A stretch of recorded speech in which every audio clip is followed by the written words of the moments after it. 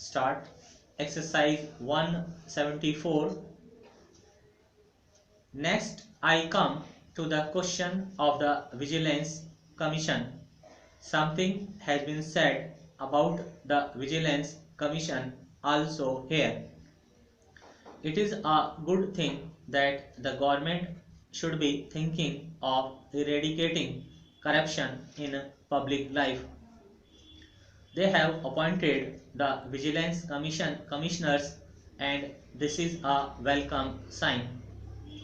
In the states also similar commissions have been appointed, but I have my doubts regarding the usefulness of these commissions.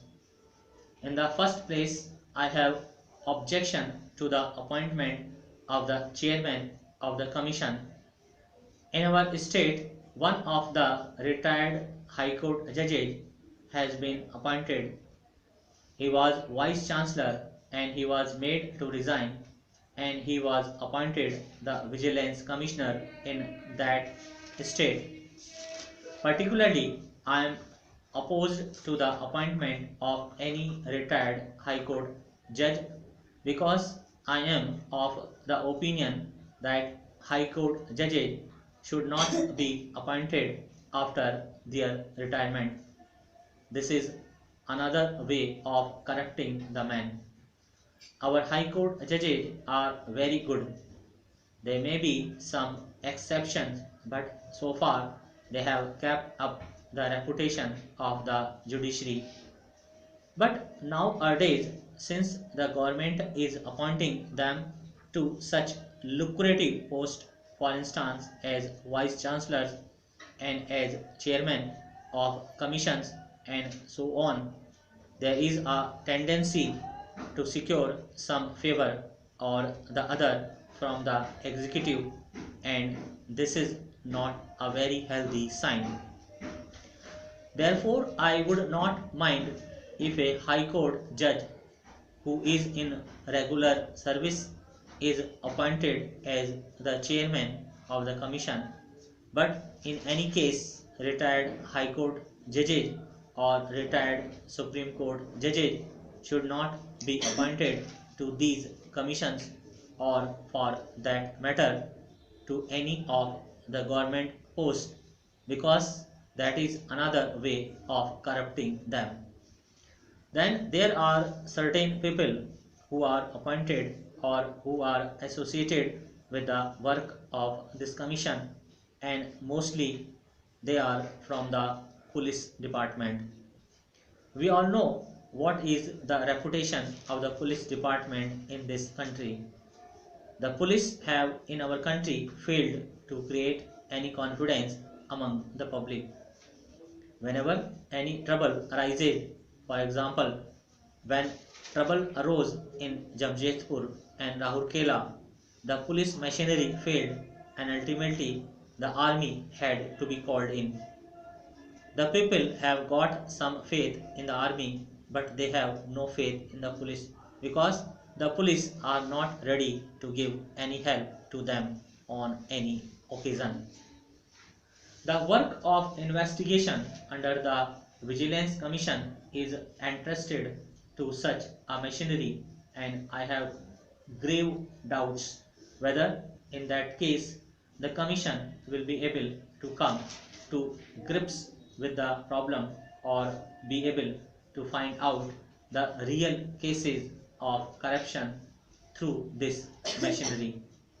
If I am not wrong, I have read in the papers that there are complaints against the very officers or against the very persons who are now entrusted with the work of this Vigilance Commission. Therefore, my submission is that the agency for the investigation should be independent.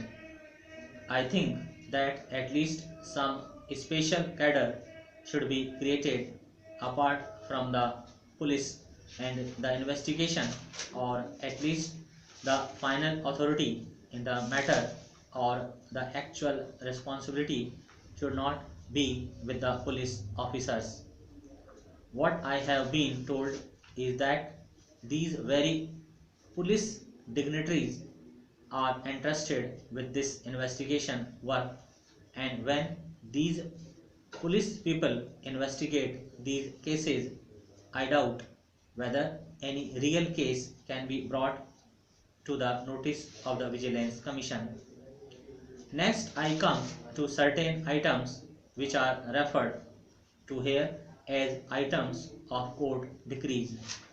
Last time, when I spoke on the appropriation bill, I had requested the government not to act like a private party. The government appoints the arbitrator, and then, being aggrieved against the decision of the arbitrator, they go in appeal to the High Court or to some other higher authority.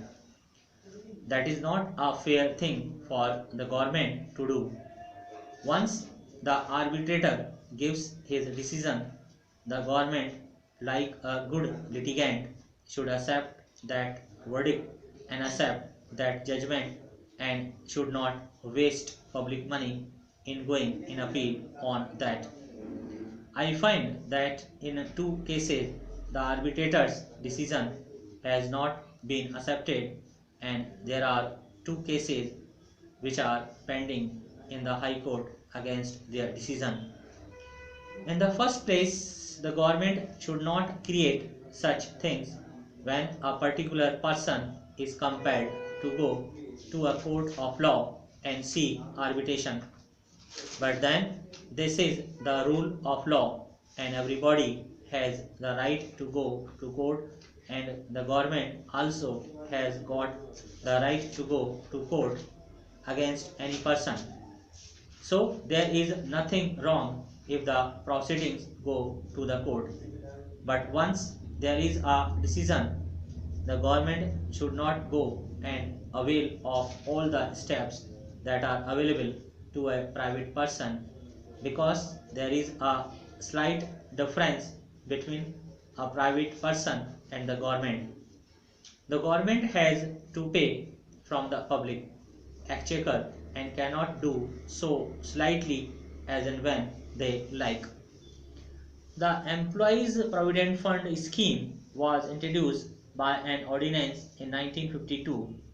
Later, an enactment came, and in the early stages, the scheme was made applicable only to 6 selected industries which were supposed to have the capacity to pay.